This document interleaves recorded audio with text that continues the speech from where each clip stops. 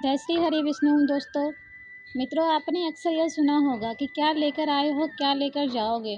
पर हम आपको बता दें कि पौराणिक ग्रंथों में कहा गया है कि मृत्यु केवल शरीर की होती है, आत्मा अमर होती है। लेकिन जब आत्मा इस संसार को त्याग कर परलोक की यात्रा करती है तो वह चार चीज़ें अपने साथ लेकर जाती है जो उसके अगले जन्म और भाग्य को निर्धारित करती है।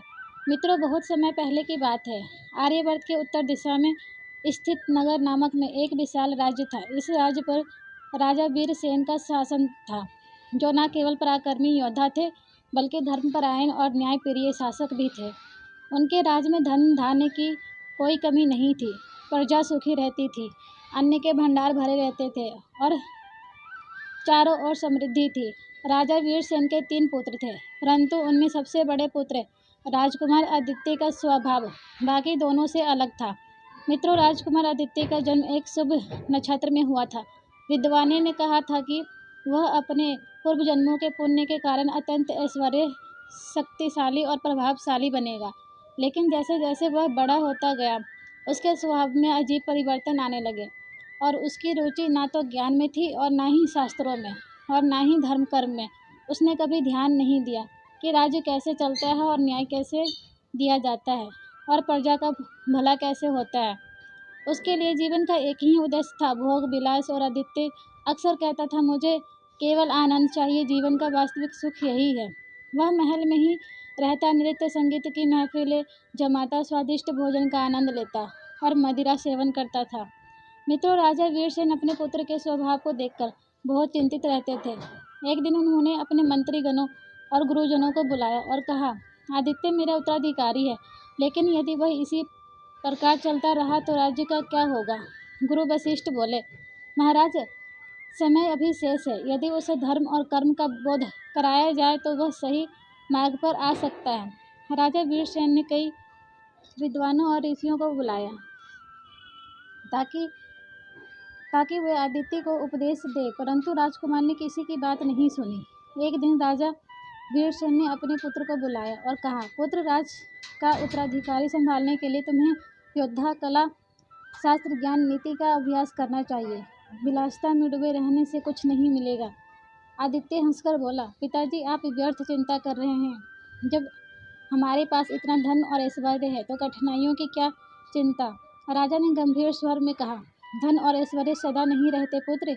यदि व्यक्ति अपने कर्मों से धर्म और कर्तव्य का पालन न करे तो एक दिन सब कुछ समाप्त हो जाता है। परंतु उस पर कोई प्रभाव न पड़ा, वह अपने घमंड में डूबा रहा। एक दिन राजा के महल में एक महान संत का आगमन हुआ। उनका नाम महात्मा देवदत्त था। वे सिद्ध योगी थे और उन्होंने अपनी तपस्या से दिव्य ज्ञान प्राप्त किया था। महात्मा केवल देवदत्त ने आदित्य से कहा, हे राजकुमार, क्या तुम जानते हो कि यह शरीर नश्वर है? क्या तुमने कभी सोचा है कि मृत्यु के बाद क्या होगा? आदित्य हंसा और बोला, मृत्यु यह केवल बुजुर्गों के लिए है। मैं तो अभी युवा हूँ, मेरा जीवन अभी बहुत लंबा है। मैं इन व्यर्थ की बातों में नहीं पड़ना चाहता। महात्मा गंभीर होकर बोले, अरे मूर्ख, जो जन्मे है उसकी मृत्यु निश्चित है, परंतु मृत्यु के बाद आत्मा अकेली नहीं जाती, वह 4 चीज़ें अपने साथ लेकर जाती है और यही 4 चीज़ें आत्मा का भविष्य तय करती है। मित्रों, परंतु आदित्य ने इस पर ध्यान नहीं दिया और इसे एक साधारण उपदेश मानकर अनदेखा कर दिया। उस दिन जब महात्मा ने आदित्य को यह उपदेश दिया था, उसी रात महल में एक भयानक घटना घटी। अचानक एक तेज आंधी आई और महल के सबसे ऊंचे शिखर पर लगा ध्वज टूटकर गिर गया। राज ज्योतिषी ने भविष्यवाणी की, क्या अशुभ संकेत है। यदि राजकुमार आदित्य ने अपना जीवन नहीं बदला तो शीघ्र ही एक भयंकर आपदा से उसे घेर लेगी। राजा वीरसेन भयभीत हो गए, परंतु आदित्य ने उसे मंत्र सहयोग समझकर हंसी में उड़ा दिया। फिर अगले दिन उसे आदित्य ने अपने मित्रों के साथ शिकार करने के लिए जंगल की ओर निकला।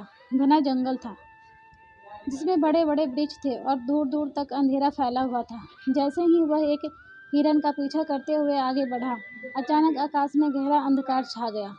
गर्जन तर्जन की आवाज़ें आने लगी, चारों ओर तूफान उठने लगा और तभी एक भयंकर गूंजती हुई आवाज़ सुनाई दी, आदित्य, तुम्हारा समय पूरा हो गया है।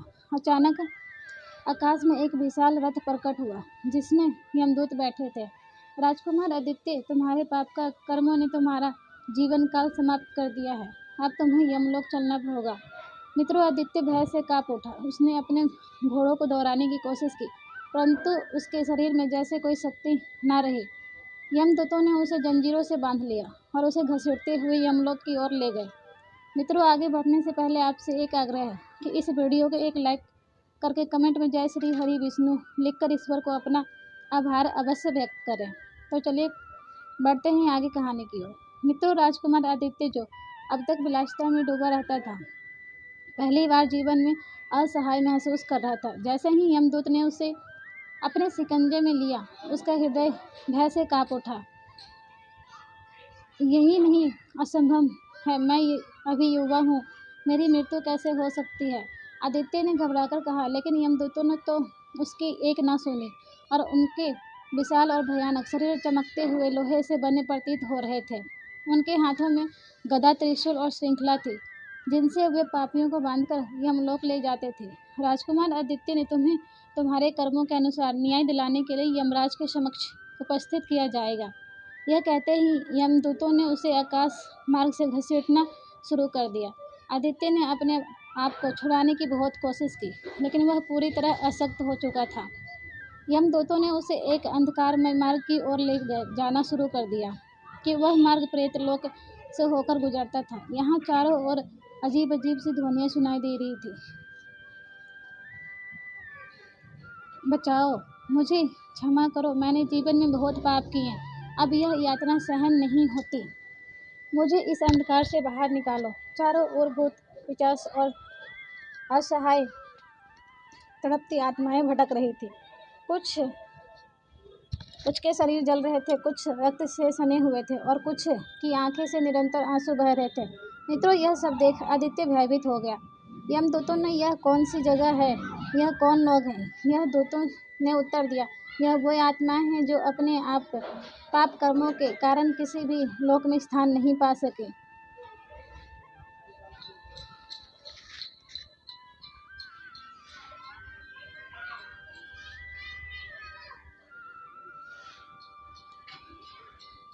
इन्होंने जीवन में इतनी अधर्म किया कि इन्हें ना तो स्वर्ग मिल सकता है और ना ही पुनर्जन्म। यह प्रेत बनकर भटकने के लिए श्रापित हो चुके हैं। यह सुनकर आदित्य के शरीर से सिंहासन द्वार गई और कहीं भी प्रेत बनकर भटकने के लिए श्रापित न हो जाऊं।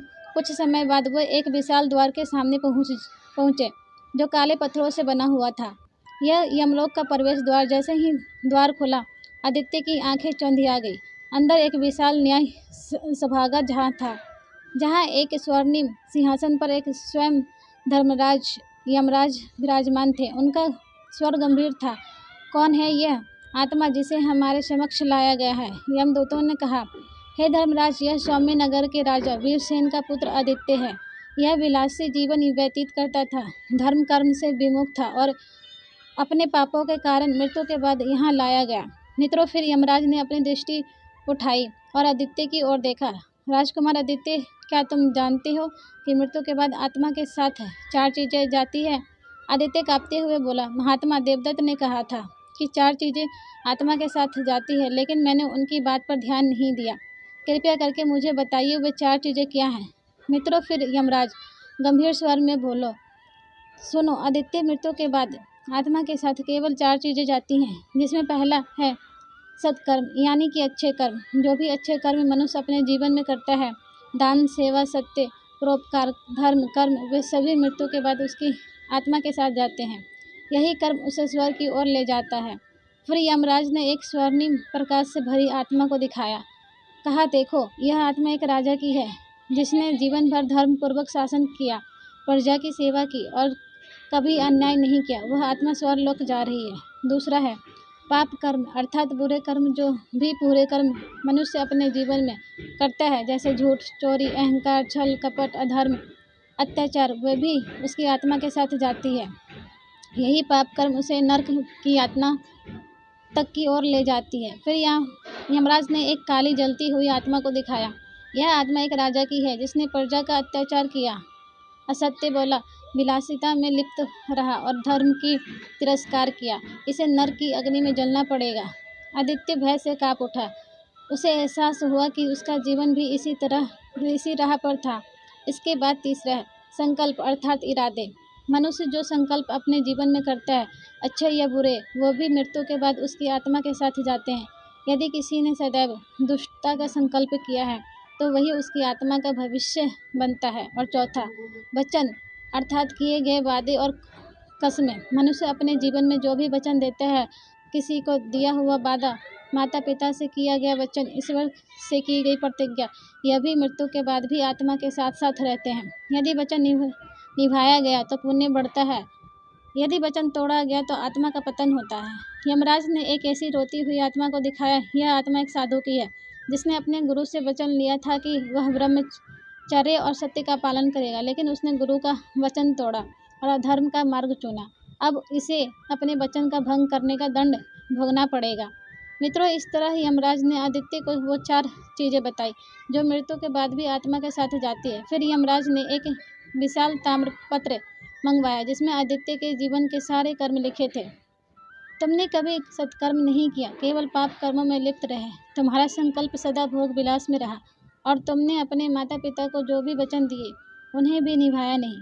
तुम्हारी आत्मा का भविष्य क्या होगा, अब यह तय होगा। मित्रों, आदित्य घुटने के बल गिर गया और बोला, हे यमराज, कृपया कर मुझे एक और अवसर दे। यमराज गंभीर होकर बोले, क्या तुम्हें जीवन में यह ज्ञान पहले नहीं मिला था? तुम्हें चेतावनी दी गई थी परंतु तुमने उसे अनदेखा कर दिया। अब समय आ गया है कि तुम्हें अपने कर्मों का फल मिले। मित्रों, यमलोक के भाई न्याय सभागार में एक अजीब सन्नाटा छाया हुआ था। चारों ओर रुद्राक्ष की माला धारण किए हुए यमदूत खड़े थे और उनके पीछे खड़ी थी कई अन्य आत्माएं जो अपने अपने कर्मों का लेखा जोखा सुनने के लिए लाई गई थी। आदित्य अभी भी घुटने के बल गिरा हुआ था। उसकी आंखों में भय, पश्चाताप और निश्चयता का मिश्रण था। यमराज ने अपना विशाल ताम्रपत्र खोला जिस पर आदित्य के समस्त कर्म लिखे थे।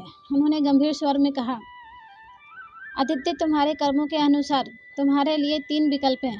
आदित्य आश्चर्य में पड़ गया। 3 विकल्प? यमराज बोले, कौन से हैं? तुम्हें अपने पापों के लिए नरक की यातना भोगनी होगी। दूसरा विकल्प है, यदि तुम्हारे कुछ पुण्य शेष हैं तो पुनर्जन्म के लिए अवसर मिलेगा। और तीसरा विकल्प है, यदि तुम्हारे पाप कर्म अत्यधिक है तो तुम्हें प्रेत योनि में भटकना होगा। मित्रों, आदित्य यह सुनकर कांप उठा।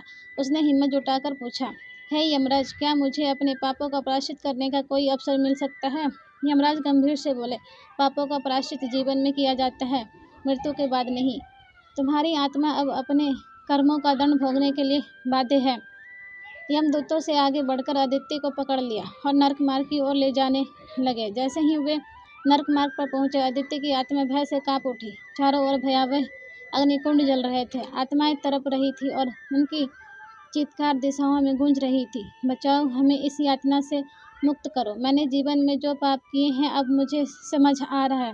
आदित्य को विश्वास नहीं हो रहा था कि वो भी इसी मार्ग पर बढ़ रहा है। यमदूतों ने उसे एक विशाल लोहे के दरवाजे के पास ले जाकर खड़ा कर दिया।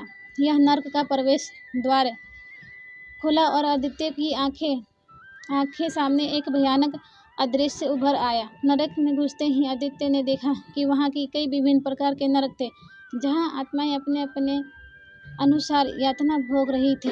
यमदूतों ने आदित्य को पकड़कर एक विशाल अग्निकुंड के पास ले गए।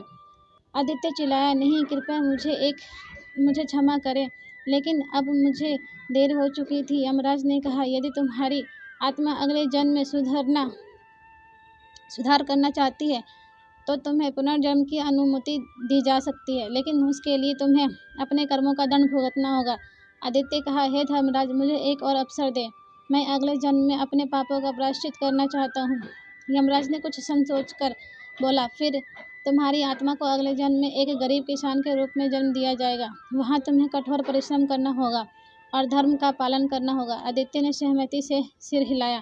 यमराज ने यमदूतों को आदेश दिया, इसे भूलोक में पुनर्जन्म के लिए भेज दिया जाए। हर हर महादेव। श्री शिवाय नमस्तुभ्यम। जय श्री कृष्णा।